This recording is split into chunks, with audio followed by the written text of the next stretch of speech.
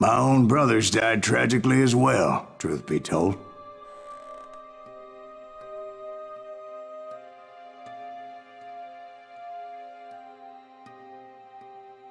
It was 1868, and me and my older brothers were pulling a tidy profit running cattle into Juarez, Mexico. One night after my brothers retired for the evening, I found a little poker game in a cantina with a couple of cowboys. And I just couldn't lose. I even won an old Spanish coin that had to be 100 years old.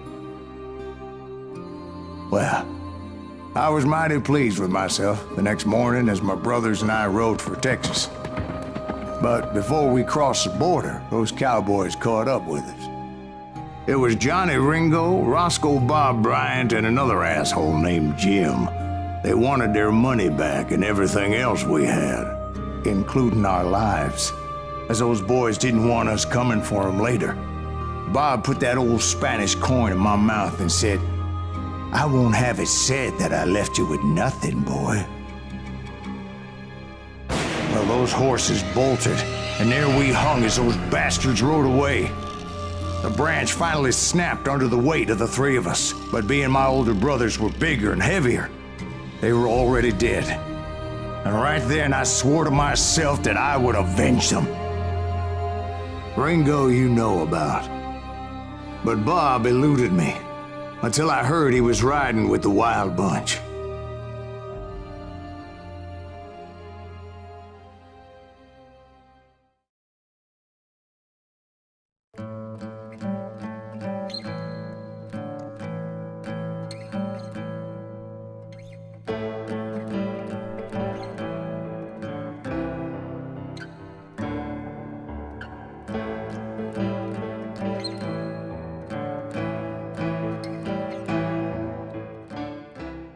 I'd been on their trail for months, ever since they left their hideout in the Bighorn Mountains. Led by Butch Kэssidi, they were a loose association of outlaws who robbed banks and trains from Colorado to Montana. Among them was the Sandэнs Kid, and that murderous hombre I was tracking, Rosco Bob Bryant. Were you a part of that giant Pinkerton posse after the Wild Bunch? No, boy. A circus like that would have slowed me down. Besides, I wanted Bryant all to myself. I'd heard about a large shipment of gold being transported to Wilcox, Wyoming on the Overland Flyer. I figured the Wild Bunch would likely hit such a treasure, and by God, I figured right.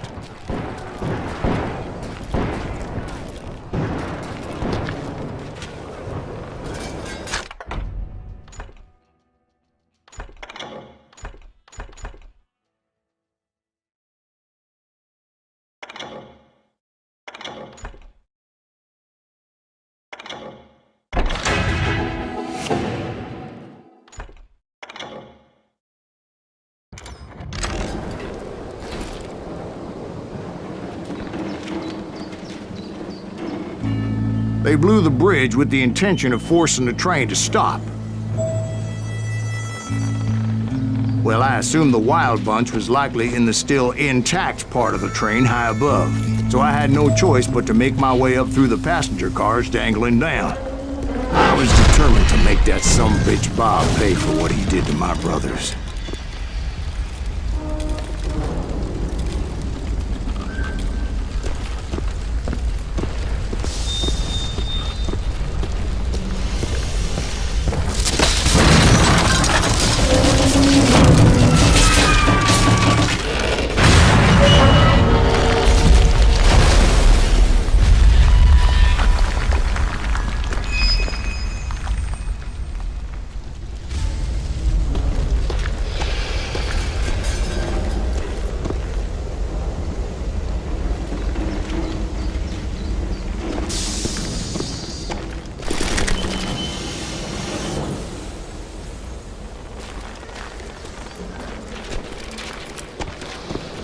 Ears are still ringing from blowing up that bridge.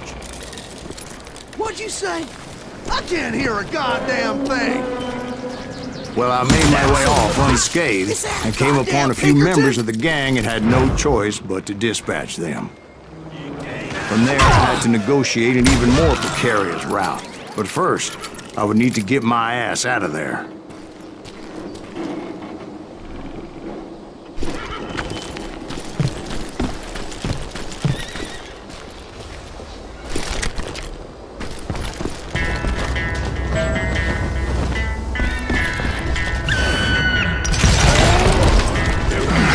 Jumped from the frying pan into the fire as the train was clearly fixing to fall.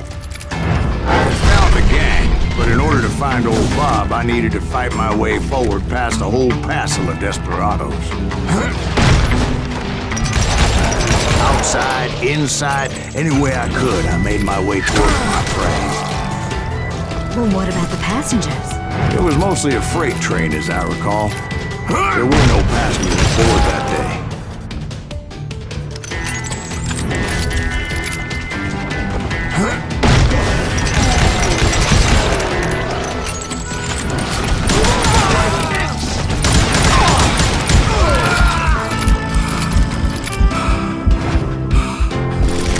As I mentioned before, I am not fond of heights, but I was too busy dodging bullets to worry about falling to my death. Odds were I was likely to die that day anyway, so I was determined to take down as many of those bastards as I could.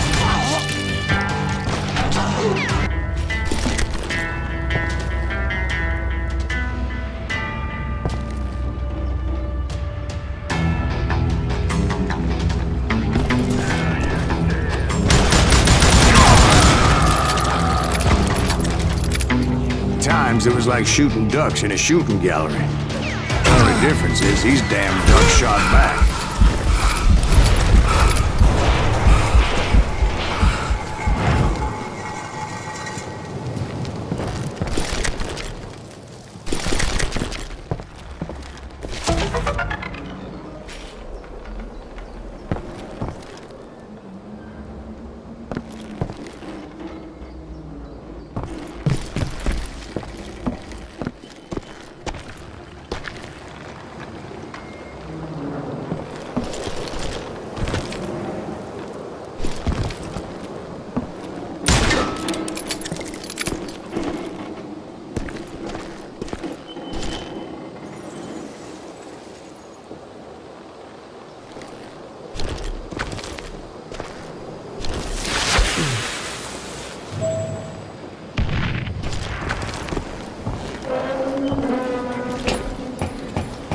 I kept hoping the law would show up and give me a hand. Like that giant Pinkerton posse that I read about. Did they come riding in, guns a-blazing to help?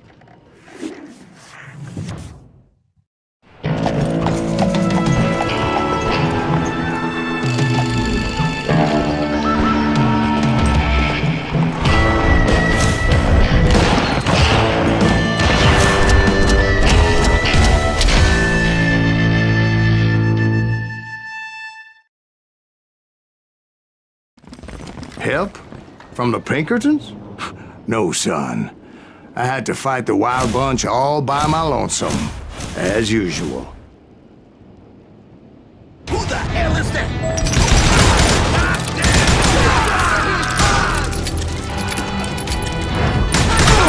Retreat! Retreat!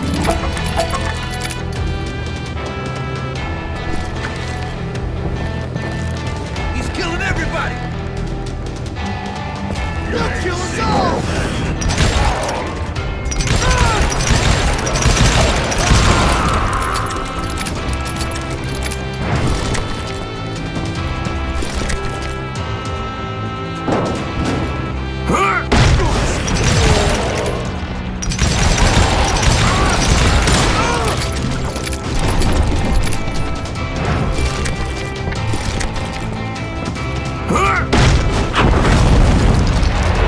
Guess is those dime novels didn't portray this as it happened, did they?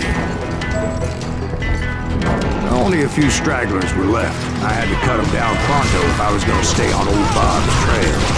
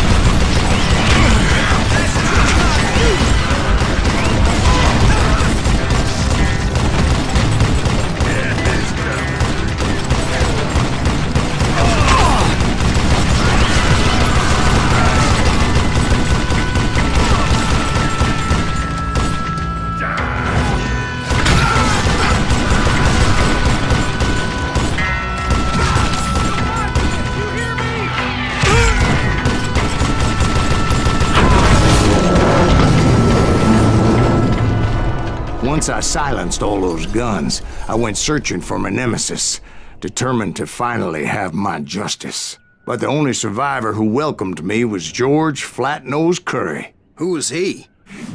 The fastest gun in the gang. Right after Sundance, I mean. And Kid Curry, and maybe Elsie Lay.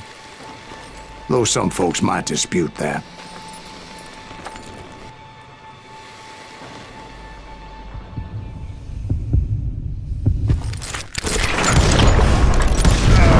On that very same day, Butch Kэssidi and the Sundance Kid decided to leave the Wild Bunch behind and decamped for South America.